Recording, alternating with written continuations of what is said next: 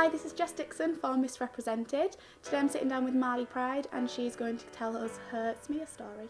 So I knew that my smear test was coming because my sister had already had hers.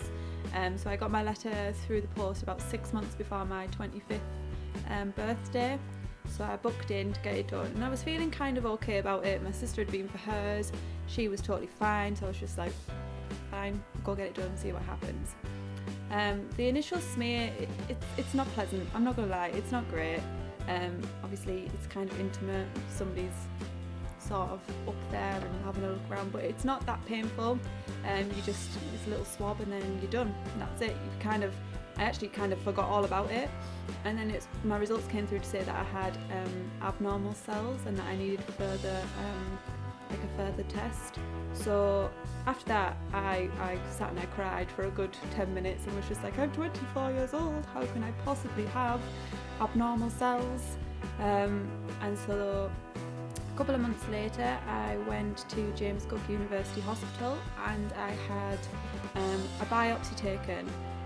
The consultant and the nurse were absolutely fantastic at James Cook as well. They were really good with me because I was very panicky, very kind of anxious.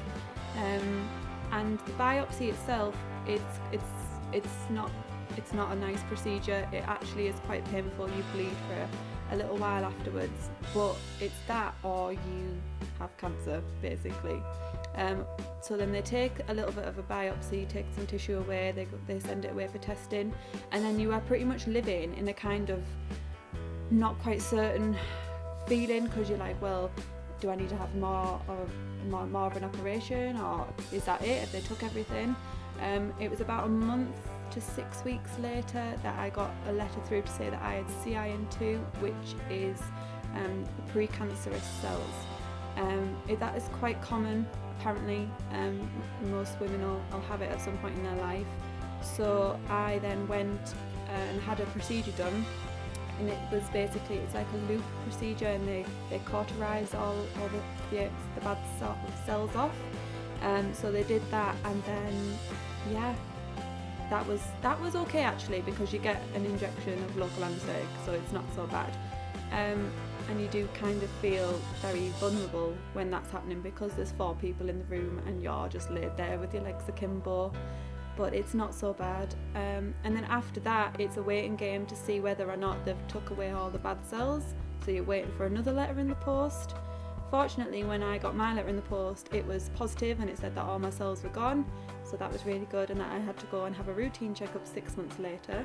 After I've had my routine checkup 6 months later, I got another letter in the post to say that it was completely clear and that I can go back to having routine smears every 3 years.